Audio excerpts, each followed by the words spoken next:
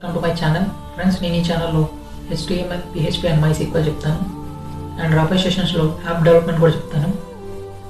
మీరు నా latest అప్డేట్స్ని miss అవ్వకూడదు అనుకుంటే ఇప్పుడే సబ్స్క్రైబ్ చేసుకుని పక్కన ఉన్న బెల్ ఐకాన్ అయితే ట్యాప్ చేయండి. Without wasting any time let's start our session.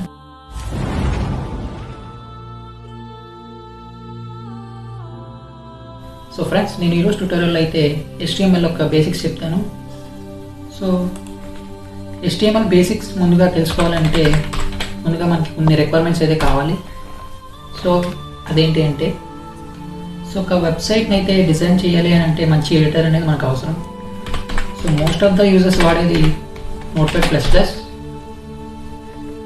So okay friends, మీరు దీన్ని ఇక్కడ నుంచి డౌన్లోడ్ చేసుకోవచ్చు, లేదా నేను డిస్క్రిప్షన్లో లింక్ ఇస్తాను. సో ఒకవేళ ల్యాప్టాప్స్ లేని వాళ్ళు దీన్ని మొబైల్స్లో కూడా డౌన్లోడ్ చేసుకోవచ్చు ప్లే స్టోర్ నుంచి అండ్ ఉపయోగించుకోవచ్చు, నో ప్రాబ్లం. సో ఓకేనా ఫ్రెండ్స్, నేను Notepad++ని అయితే ఆల్రెడీ నా సిస్టమ్లో ఇన్స్టాల్ చేసి పెట్టాను. సో నేను దాన్ని అయితే ఓపెన్ చేసి పెడతాను. స్ట్రక్చర్ ఎలా ఉంటుంది అని అంటే, ఒక C లాంగ్వేజ్కి బేసిక్ స్ట్రక్చర్ అనేది ఎట్లా ఉంటుందో HTML కూడా ఒక బేసిక్ స్ట్రక్చర్ అనేది అట్లానే ఉంటుంది. సో ఇక్కడ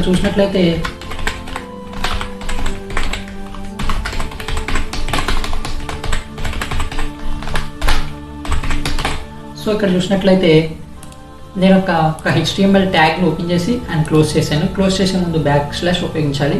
సో ఇక్కడ డాక్ టైప్ అంటే ఏం లేదు, ఇది ఒక కీవర్డ్. అంటే డాక్ టైప్ అనేది ఏంటంటే డాక్యుమెంట్ టైప్ డిక్లరేషన్ అనమాట. ప్రతి HTML ట్యాగ్ ఓపెన్ చేసే ముందు ఒక డాక్ టైప్ అనేది కంపల్సరీ పెట్టాలి. సో ఇక్కడ డాక్ టైప్ అనేది బ్రౌజర్కి ఎట్లా హెల్ప్ చేస్తుందంటే వెబ్ పేజ్ని కరెక్ట్గా చూపించడం హెల్ప్ చేస్తుంది అనమాట. సో ఓకేనా. సో అయితే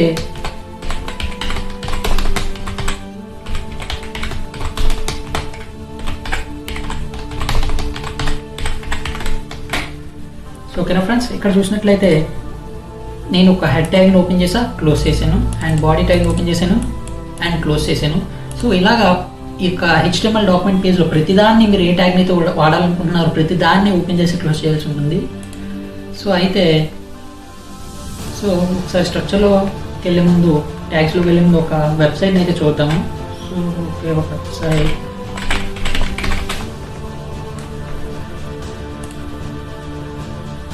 సో ఓకే ఈ ఫ్రెండ్స్, ఈ వెబ్సైట్ని చూసినట్లయితే ఇక్కడ మనకి ఒక వెబ్సైట్ అయితే ఉంది. ఓకే ఫ్రెండ్స్, ఈ వెబ్సైట్ని బేసిక్గా ప్రతి వెబ్సైట్ని 3 పార్ట్స్గా క్లాసిఫై చేస్తారు. ఫస్ట్ వచ్చేటప్పటికి హెడర్ ట్యాగ్ అనమాట.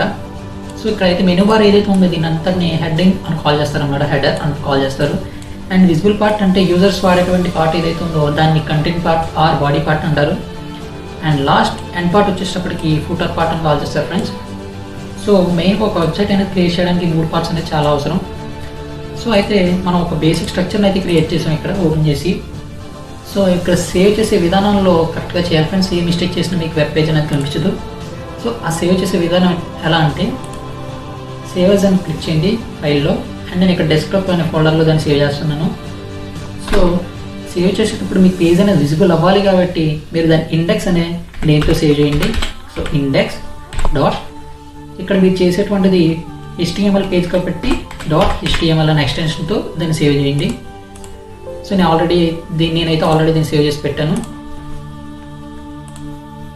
సో ఇక్కడ మీరు చూసినట్లయితే ఇండెక్స్ అనే పేజ్ అయితే క్రియేట్ అయింది. దాన్ని నేనైతే ఓపెన్ చేస్తాను.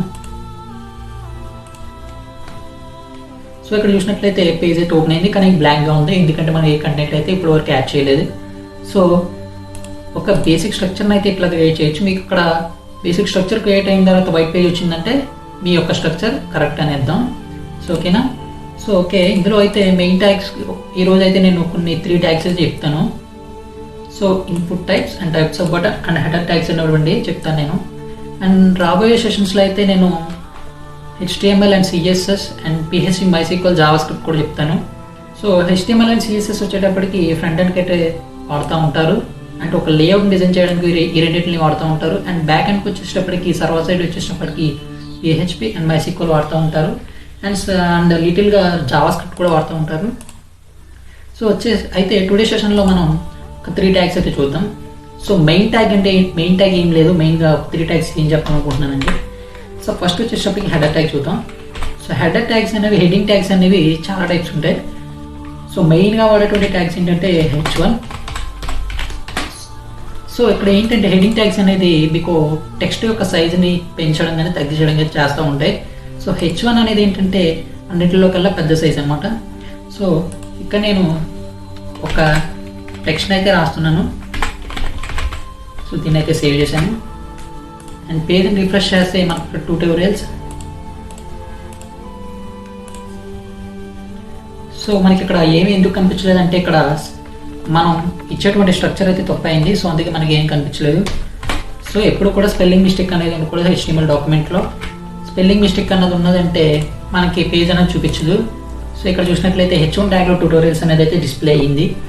సో దీనికి బ్యాక్గ్రౌండ్ కలర్ కానీ ఫాంట్ కానీ స్టైల్స్ కానీ ఇట్లాంటివన్నీ నేను నెక్స్ట్ ట్యూటోరియల్లో చెప్తాను. సో ఓకేనా ఫ్రెండ్స్, ఇలాగా మీరు ఒక హెడ్డింగ్ ట్యాగ్స్ని అయితే క్రియేట్ చేయొచ్చు. దీని యొక్క సైజుని రిలేటివ్గా తగ్గించాలి అనుకుంటున్నారంటే కనుక మీరు కంపల్సరీ H2 ట్యాగ్ అనేటువంటిది ఉపయోగించాలి. సో ఇక్కడ H2 ట్యాగ్ అయితే ఎప్పుడైతే వాడాను నేను సైజ్ అనేది వేరియంట్గా తగ్గింది. సో ఇట్లా మీరు H2, H3, H4 అలాగా డిక్రీస్ చేస్తూ వెళ్తున్నారంటే టెక్స్ట్ యొక్క సైజ్ కూడా తగ్గుతూ వెళ్తుంది. సో ఫస్ట్ ట్యాగ్ ఫ్రెండ్స్ మెయిన్గా వాడేటువంటిది. అండ్ నెక్స్ట్ వచ్చేటప్పటికి types, input type friends. So input type fields అనేటువంటివి మెయిన్గా వాడుతూ ఉంటారు. సో అవేంటంటే ఒక వెబ్సైట్లో చూసినట్లయితే ఇక్కడ ఒక టెక్స్ట్ బాక్స్ కానీ సెర్చ్ బార్ కానీ ఒక బటన్ కానీ వీటన్నిటిని ఇన్పుట్ ఫీల్డ్స్ అని కాల్ చేస్తారు ఫ్రెండ్స్. సో వాటిలో ఎలా డిజైన్ చేస్తారు అంటే ఏమీ లేదు ఫ్రెండ్స్, ఇన్పుట్ ట్యాగ్ ఉపయోగించి. సో సంథింగ్ ఒక ఇన్పుట్ ట్యాగ్ తీసుకుంటాం. మనకు కావాల్సిన టైప్ వచ్చేటప్పటికి నేను ఒక టెక్స్ట్ ఫీల్డ్ని క్రియేట్ చేయాలనుకుంటున్నాను అనుకోండి. సో టైప్లో టెక్స్ట్ని పెడతాం. సో అందులో ఒక ప్లేస్ హోల్డర్ అంటే యూజర్ అన్న వాడికి ఏం ఎంటర్ చెయ్యాలో అనే ఒక హింట్ ఇవ్వాలి కాబట్టి సమ్ ప్లేస్ హోల్డర్ డిఫైన్ చేస్తాం, దాన్ని క్లోజ్ చేస్తాం ఫ్రెండ్స్. సో నేను ఇక్కడ చూసినట్లయితే ఒక టెక్స్ట్ బుక్ క్రియేట్ చేసా.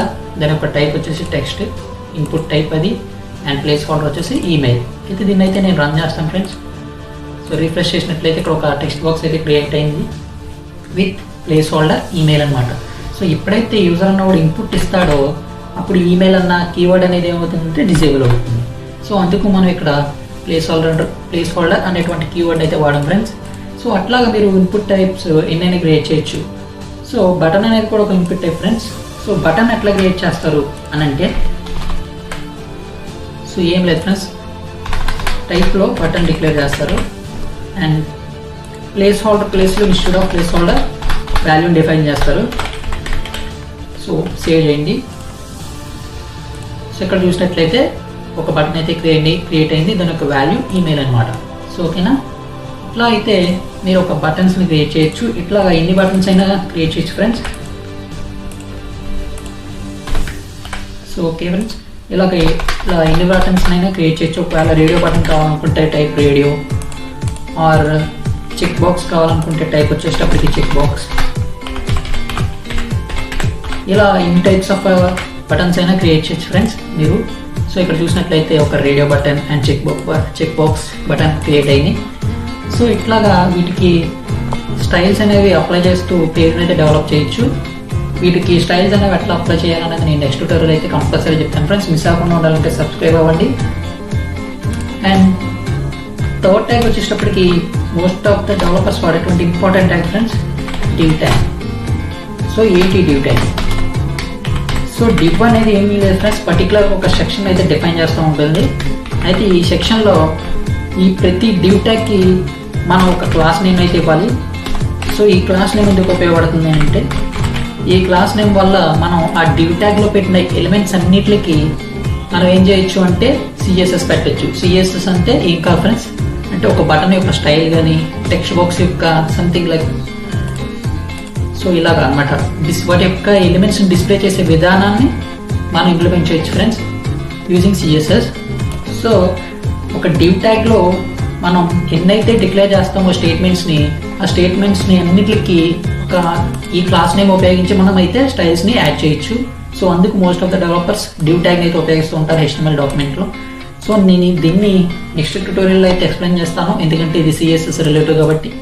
So if you like the video, share the video, comment the video and subscribe. Thank you.